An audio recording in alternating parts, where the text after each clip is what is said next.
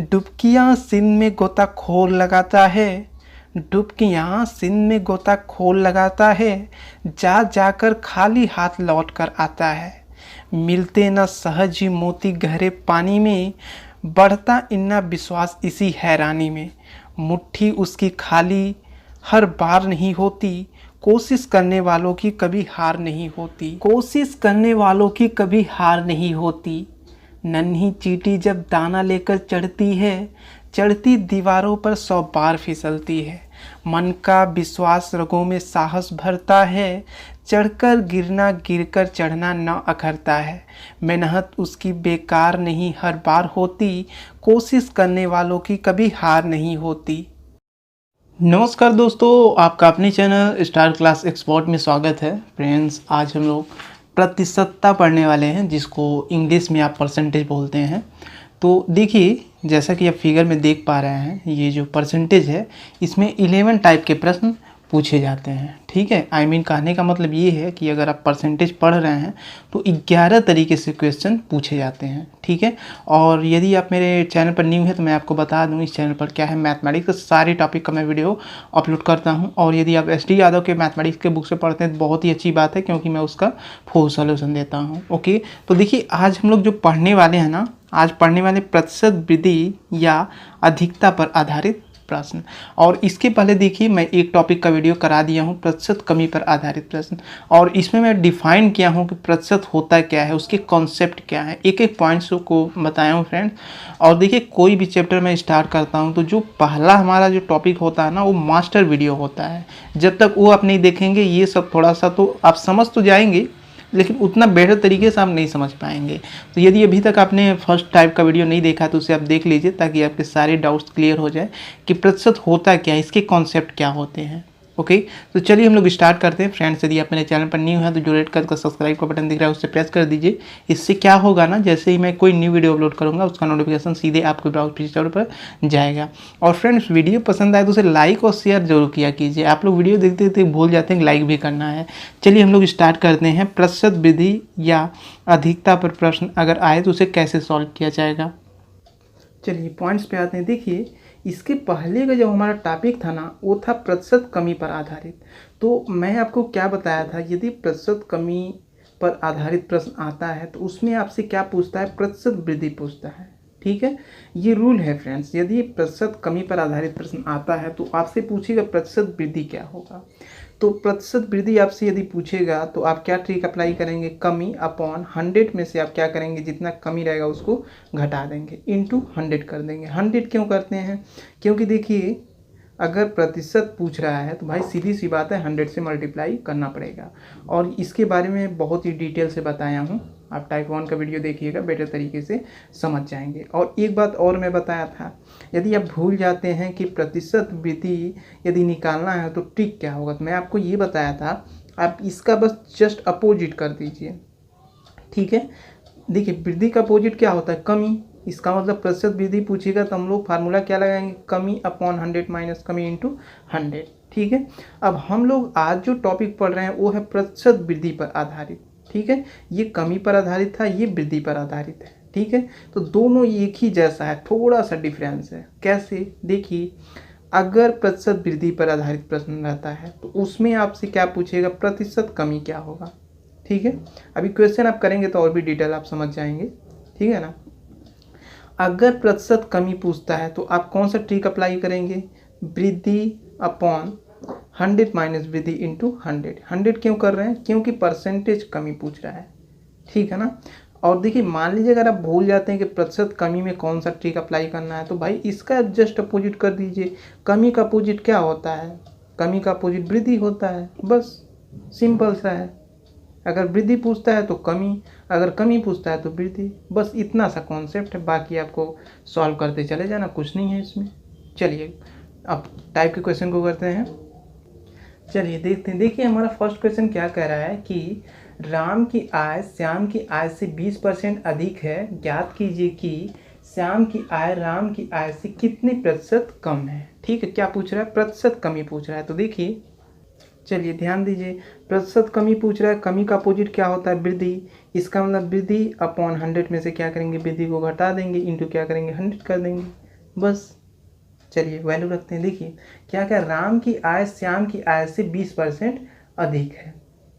ठीक है, अगर इसे थोड़ा सा समझा जाए तो देखिए होगा, मान लीजिए ये कौन है, राम है, और ये कौन है, श्याम है। ठीक है, क्या कह रहा है कि राम की जो आय है वो श्याम की आय से 20% अधिक है। इसका मतलब ये जो राम है तो श्याम की आय से कितना परसेंट अधिक है, 20%। इसका मतलब इनका यदि 120 है तो इनका क्या है, 100% है। ठीक है, तभी ना, यदि मान लीजिए श्याम का 100% है तो राम का चूंकि इससे 20% अधिक है तो राम का 120 हो जाएगा। ये कॉन्सेप्ट है। चलिए हम लोग रखते हैं वैल्यू। देखिए कितना परसेंट वृद्धि, देखिए ध्यान दीजिएगा, एक बात और है, चाहे वृद्धि हो चाहे अधिक हो, बात एक ही है। ठीक है, ये पहले टॉपिक में मैं बता चुका हूँ। यहाँ क्या क्या, 20% अधिक, चाहे 20% अधिक या 20% वृद्धि, एक ही बात है। कितना वृद्धि है, 20%। अब कुछ नहीं करना है, और सॉरी फ्रेंड्स, ये देखिए यहाँ पे प्लस करना है, सॉरी देखिए फ्रेंड्स यहाँ माइनस है, सॉरी यहाँ देखिए प्लस होगा। ये प्लस क्यों होगा, क्योंकि जब ये प्रतिशत वृद्धि पर आधारित हम लोग क्वेश्चन पढ़ेंगे तो उसमें क्या होता है, अगर वृद्धि हो रही है तो नीचे क्या होगा, 100 में हम लोग वृद्धि को ऐड कर देंगे। ठीक है ना। चलिए क्वेश्चन पे आते हैं। तो देखिए कितना वृद्धि हो रहा था, 20। अब हम लोग क्या करें, 100 में 20 को जोड़ देंगे, इंटू 100 कर देंगे, बस इतना सा काम है। तो ये आपका हो गया 20 और ये हो गया आपका 120 इंटू 100। तो इसे हम सॉल्व कर देते हैं। देखिए ये 1 0 से आपका 1 0 ये कट जाएगा। ठीक है, और ये आपका 2 1 जा 2 और 2 6 12। ओके, तो देखिए जब इसे सॉल्व करेंगे 100/6 होगा, तो ये क्या होगा, 2 3 6 और 50 दूना 100। अब इसे आप सॉल्व कीजिए, देखिए डायरेक्ट कीजिए, 16 3 48 और बचा कितना, 2। इसका मतलब इतना परसेंट होगा, तो 16 से ही 2/3% होगा। इसे आप सही बना लीजिएगा। ठीक है ना। क्वेश्चन क्या पूछा था, ज्ञात कीजिए कि श्याम की आय राम की आय से कितने प्रतिशत कम है। तो कितने परसेंट कम है, 16 से 2/3% कम है। ओके, चलिए नेक्स्ट देखते हैं। चलिए नेक्स्ट क्वेश्चन देखते हैं हमारा क्या कह रहा है। देखिए हमारा नेक्स्ट क्वेश्चन कह रहा है खाद्य सामग्री का क्रय मूल्य 10% बढ़ गया, उपभोक्ता खाद्य सामग्री का प्रयोग कितने प्रतिशत कम कर दे कि उसका खर्च न बढ़े। क्या पूछा है, प्रतिशत कमी। देखिए क्या बोला है, कितने प्रतिशत कम करने की, मतलब प्रतिशत कमी। ठीक है, आपको यही पकड़ना है। क्या बोला है, कितने प्रतिशत कम कर दें कि उसका खर्च न बढ़े। ठीक है, तो देखिए डायरेक्ट हम लोग अप्लाई करते हैं। ठीक है, प्रतिशत कमी है तो सीधी सी बात है, हमारा ट्रिक क्या होगा, वृद्धि अपॉन 100 माइनस वृद्धि। कितना बढ़ रहा है, 10%, 10 लिख लीजिए। तो 100 + 10 इंटू 100 सॉल्व कर दीजिए इसे। ये हो गया 10 और ये हो गया आपका 110 इंटू 100। ओके, तो इससे आप काट देंगे, ये आपका हो गया 100/11। तो इस तरीके अगर आप इसे सॉल्व करेंगे तो 11 9 99 और 1 100। तो ये हो गया आपका 9 से 1/11%। तो देखिए इसका आंसर ये होगा कि उपभोक्ता खाद्य सामग्री का प्रयोग यदि 9 से 1/11% कम कर दे तो उसका खर्च नहीं बढ़ेगा। ठीक है ना, ये आंसर है। चलिए नेक्स्ट देखते हैं। चलिए नेक्स्ट क्वेश्चन देखते हैं क्या कह रहा है हमारा। क्वेश्चन नंबर 3 कह रहा है किसी वस्तु का अंकित मूल्य क्रय मूल्य से 25% अधिक है, उसे कितने प्रतिशत कम में बेचा जाए कि न लाभ हो न हानि हो। ठीक है, ये क्वेश्चन ऐसे घुमाने के लिए देता है, लेकिन आपको एक ही पॉइंट्स पकड़ना है। देखिए वहाँ पे दिया है परसेंटेज कम, मतलब प्रतिशत कमी आपसे पूछ रहा है, तो डायरेक्ट आप अप्लाई कीजिए। कितना परसेंट बढ़ रहा है, 25% बढ़ रहा है, बस सॉल्व कर दीजिए।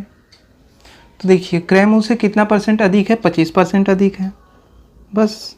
अब 100 इंटू 100 + 25, ये हो गया आपका 100। ओके, तो ये हो जाएगा 25/125 इंटू 100।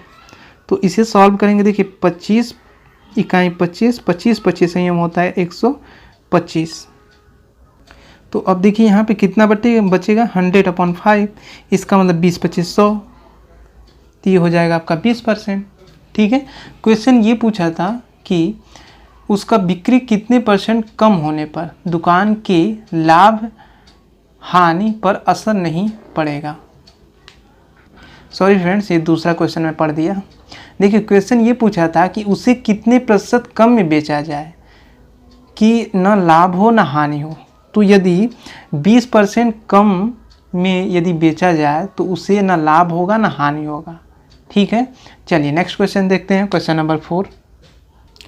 चलिए नेक्स्ट क्वेश्चन देखते हैं क्या कह रहा है। कह रहा है सरसों का तेल का दाम 15% बढ़ गया, उसकी बिक्री कितने % कम होने पर दुकान के लाभ हानि पर असर नहीं पड़ेगा। ठीक है, क्या आपसे क्वेश्चन पूछा है कितने % कम होने पर। ठीक है, प्रतिशत कमी पूछ रहा है और बढ़ा कितना 15%, बस रख दीजिए आप। चलिए डायरेक्ट करते हैं। अब देखिए, सरसों का तेल का दाम 15% बढ़ गया, तो भाई वृद्धि हुई है तो 15 लिख दिए। उसके बाद ये 15 क्या होता है, 100 में ऐड होता है तो 115 हो जाएगा। डायरेक्ट कीजिए आप सीख गए हैं ना, तो 100 कर दीजिए। ओके, अब इसे हम लोग सॉल्व कर देते हैं। देखिए 5 दूना 10 और ये हो जाएगा 5 तिया 15 और ये हो जाएगा 20। ओके, तो देखिए यहाँ पे क्या बचा, ऊपर 15 बचा है और इंटू 20 और नीचे 23, तो 15 दूना 30, इसका मतलब 300 हो गया। और 23 से जब हम 300 में डिवाइड करेंगे तो ये आपको मिलेगा, सबसे पहले 23 रहता है। ठीक है, उसके बाद यहाँ पे 13 हो जाएगा और शेष जितना बचता है यहाँ पे लिखते हैं। ठीक है, तो ये आपका हो जाएगा %। ठीक है ना, इस तरीके आपको ऑन द स्पॉट सॉल्व करना है। ओके, क्वेश्चन ये पूछा था कि उसकी बिक्री कितने % कम होने पर। यदि उसकी बिक्री 13 से 1/23% कम हो तो दुकानदार के लाभ या हानि पर कोई असर नहीं पड़ेगा। ठीक है ना, चलिए नेक्स्ट देखते हैं, क्वेश्चन नंबर 5। चलिए, ये आपके लिए छोटा सा टेस्ट है, आपको बताना है प्रतिशत कमी।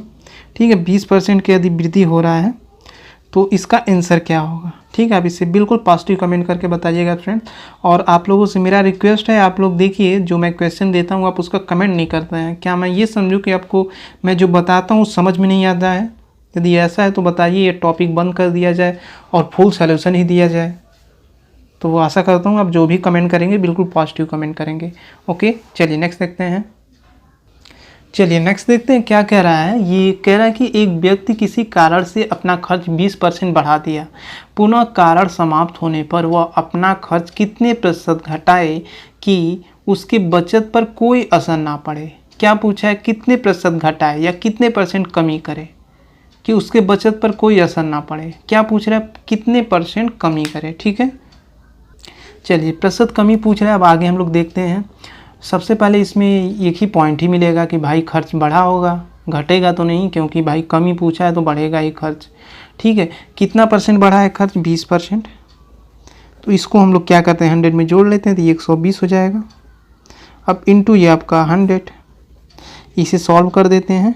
ठीक है, तो ये आपका होगा, देखिए 20 25 100, 20 छक्का 120 है ना। तो ये आपका कितना हो जाएगा, 100/6। तो इसे हम लोग सॉल्व कर देते हैं। तो इसे जब आप सॉल्व करेंगे तो ये हो जाएगा, ये 50/3 हो जाएगा, क्योंकि 2 तिया 6 और 50 दूना 100। अब इसे आप सॉल्व करेंगे तो 3 और 16 तिया 48 और 2 आपका शेष जो बचेगा यहाँ पे लिखा जाता है। ठीक है, तो ये आपका हो जाएगा 16/2/3%। ठीक है, क्वेश्चन ये पूछा था कि पुनः कारण समाप्त होने पर वह अपना खर्च कितने % घटाए कि उसके बचत पर कोई असर ना पड़े। यदि वह क्या करता है, 16/2/3% बचाए तो होगा क्या कि उसके बचत पर कोई असर नहीं पड़ेगा। ठीक है ना, लेकिन उससे इतना % बचत करना पड़ेगा, कमी करना पड़ेगा। उसे जो अपना खर्च है इतना % कमी करना पड़ेगा, 16/2/3%, तब जाके क्या होगा, उसके बचत पर कोई असर नहीं पड़ेगा। ठीक है ना, तो इस तरीके फ्रेंड्स हमारा ये टॉपिक समाप्त हो गया। आशा करता हूँ आपके सारे जो भी डाउट्स रहे होंगे बिल्कुल क्लियर हो गए होंगे और आशा करता हूँ आप जो भी जैसे मैं क्वेश्चन पूछा हूँ आप उसका कमेंट क्या है पॉजिटिव करने का प्रयास करेंगे। तो फ्रेंड्स आज के लिए बस इतना ही। यदि अभी तक आपने वीडियो को लाइक नहीं किया तो लाइक कर दीजिए और चैनल को सब्सक्राइब नहीं किए हैं तो सब्सक्राइब कर दीजिए ताकि आपको टाइम टाइम पर नोटिफिकेशन मिलता रहे। और अपना फीडबैक जरूर दिया कीजिए कि वीडियो में क्या कमी है और क्या और इसमें इम्प्रूवमेंट होना चाहिए। तो चलिए फ्रेंड्स मिलते हैं नेक्स्ट लेक्चर में। तब तक के लिए जय हिंद जय भारत। आपका दिन शुभ हो।